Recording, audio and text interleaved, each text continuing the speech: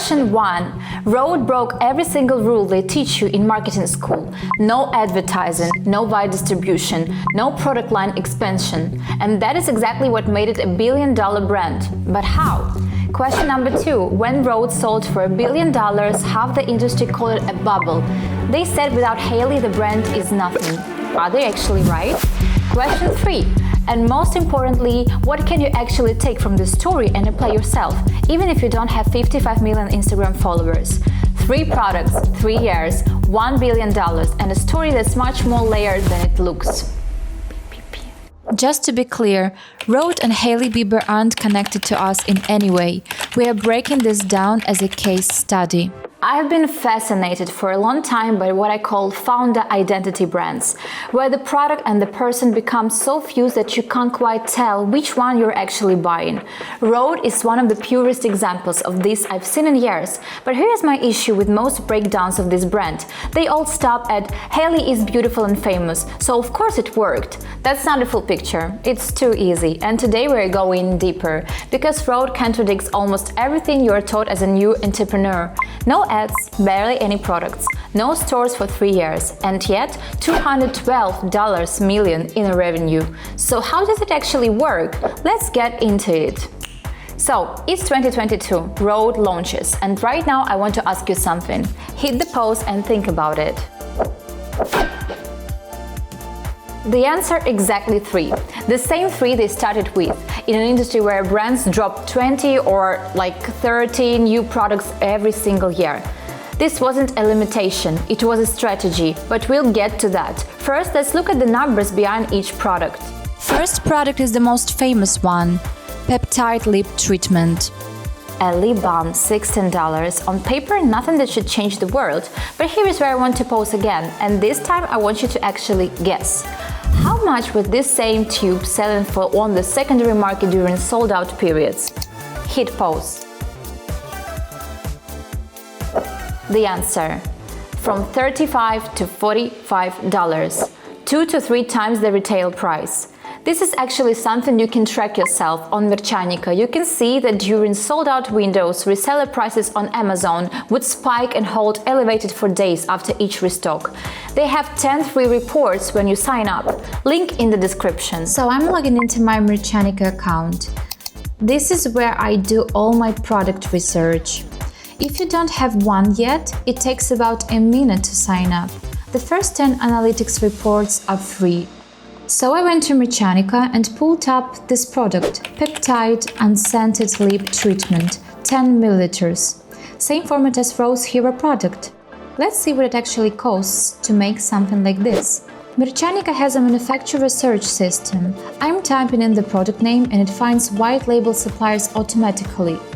Here is what came up. Several options, all in the same format. Dual Foot Applicator, Peptide Formula, 10 milliliters, and prices range from 35 to 39 cents per unit. I'm going with this one, the Unscented Original Glaze. White label manufacturer price is 35 cents per unit. Rose Peptide Lip Treatment retails for $20. That's 57 times the production cost. Now let's add shipping to the United States. Air freight door-to-door comes to 16 cents per unit and it arrives in 4 days. Sea freight is 6 cents per unit, but takes a few weeks. So total landed cost with air shipping about 51 cents. Rhode charges $20. And here's the profit calculator. Wholesale cost, retail price, marketplace commission, fulfillment, shipping, marketing. It calculates your net profit per unit automatically. At a retail price of $31, net profit comes to $17.54 per unit. That's a 56% margin. And if you want to launch this as your own brand, you can click Customize. You can add your logo, choose your packaging color, and create your own product. This is exactly what Rhode did, except they charged $20 for it. This is a case study. Rhode has no affiliation with Merchanica, but these are real manufacturer prices. If you want to run the same numbers on your own product idea, link in the description. First 10 analytics reports are free. Rhode doesn't sell on Amazon at all. Officially, they don't supply it, but resellers do, and that the secondary market frenzy, completely intentional. Fact. One $16 lip balm generated roughly $100 million in revenue. That's more than the total annual revenue at most niche beauty brands. Peptide glazing fluid. The second product is the one that gave the brand its cultural identity, the serum that creates the glazed skin effect, that dewy, luminous, almost edible-looking glow, like a glazed donut. Yes, that's exactly what they called it, and here is where the story gets genially strange. The interesting fact, before this product launched, over 100,000 people had already signed up to a waitlist, a line of people who wanted to buy something that didn't exist yet. How is that possible? Because Hailey had been showing this exact effect on her own skin on Instagram for months before the launch. By the time the product appeared, the demand was already there.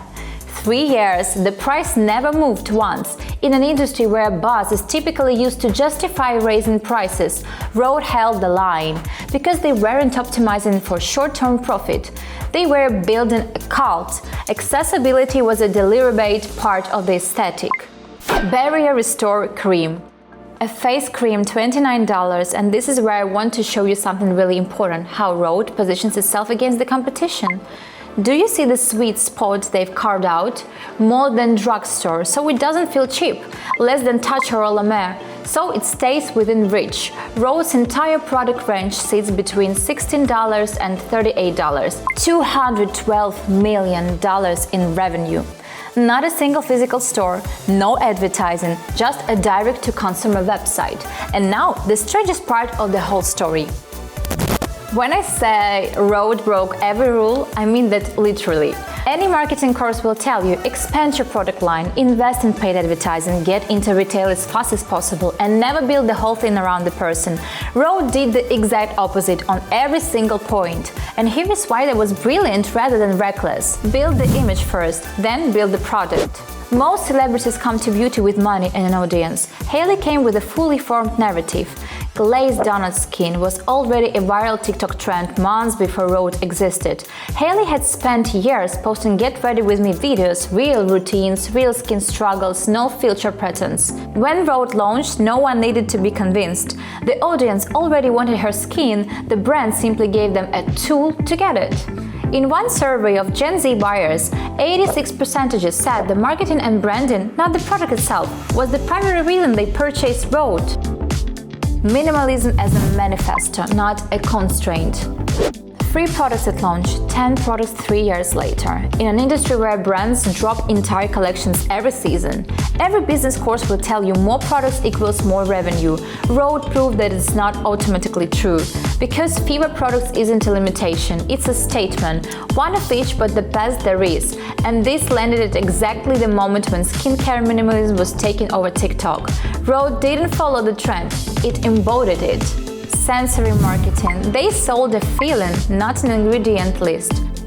Glazed donut skin, strawberry glaze, salted caramel, Rhode vanilla. Every product is a flavor, a texture, a mood, a sensory moment. You're not buying peptides, you're buying the feeling of being a fresh glazed donut. Yes, really. The Krispy Kreme collab is a masterclass. Krispy Kreme products a strawberry glazed donut.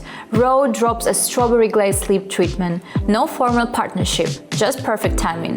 2 completely different brands saying the same thing through entirely different channels. Controlled scarcity, a tool, not an accident. Rhode's scarcity isn't a supply chain problem, it's a psychological tool.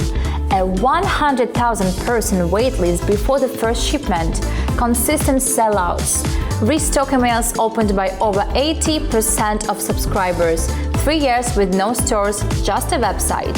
The harder something is to get, the more we want it. Rhode understood this deeply.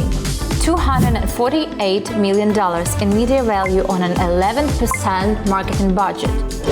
This number sounds impossible, so let me say it slowly. Earned media value is the dollar value of all organic content created about a brand by influencers, customers, press, without being paid for by the brand. In 2024, Rhode's EMV was $248 million, while spending only 11% of revenue on marketing. The industry standard is 30 to 50% year-over-year growth in EMV, 367 percentages.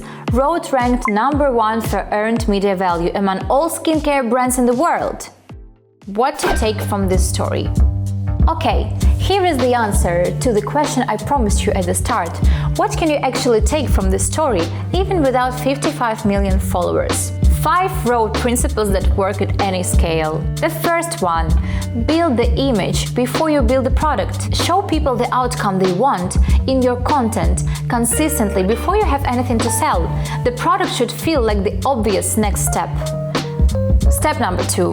One hero product beats a wide catalog. Find your Peptide lip treatment, the thing that becomes the entry point and the cultural symbol.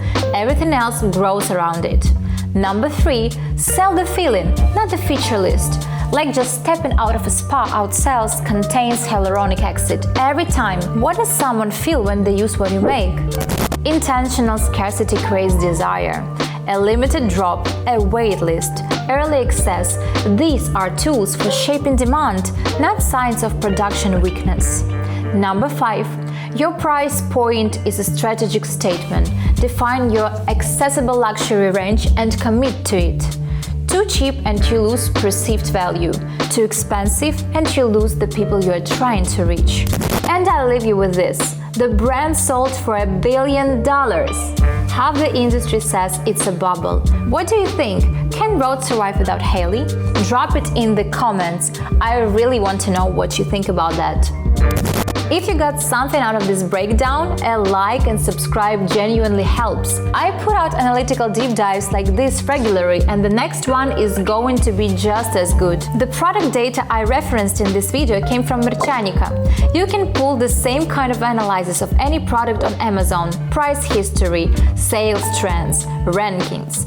First 10 reports are free when you sign up. Link in the description. I'll see you next time. Here it is.